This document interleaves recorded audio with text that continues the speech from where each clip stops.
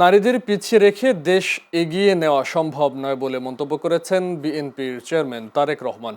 আজ খুলনা নগরীর খালিশপুরের প্রভাতী স্কুল মাঠে আয়োজিত নির্বাচনী জনসভায় প্রধান অতিথির বক্তব্যে এই মন্তব্য করেন তিনি।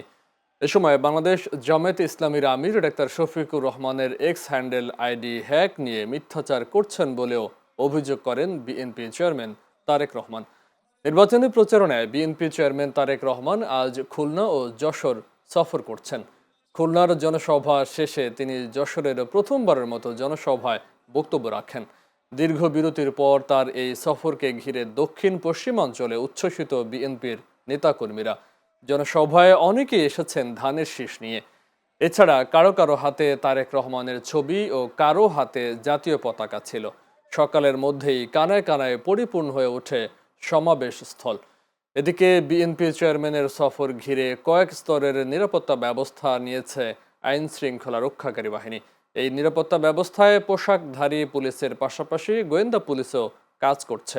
এছাড়া আছে র্যাব, সেনা ও নৌবাহিনীর সদস্যরা। বিভিন্ন স্থানে বসানো হয়েছে পুলিশের চেকপোস্ট। খুলনা সহ সাতক্ষীরা সহ বাগেরহাট সহ এই বিশাল অঞ্চলে আজ বহু সমস্যা আছে। যেমন এই খুলনা ছিল একসময় শিল্প নগরী, কিন্তু আমরা দেখছি গ্যাস সহ বিভিন্ন কারণে আজ এই শিল্প নগরী প্রায় মৃত নগরীতে পরিণত হয়েছে। শিল্প মৃত নগরী। আমরা চাই ইনশাআল্লাহ বিএনপি আগামী 13 তারিখে সরকার গঠন করলে এই শিল্প নগরীকে আবার জীবিত শিল্প নগরীতে আমরা পরিণত করতে চাই, যাতে করে সেই সব শিল্পের মধ্যে শুধু পুরুষরাই নয়, সেই সব শিল্পের মধ্যে যাতে নারীদের কর্মসংস্থান হয়, সেভাবে আমরা এই অঞ্চলের শিল্প নগরীকে গড়ে তুলতে চাই।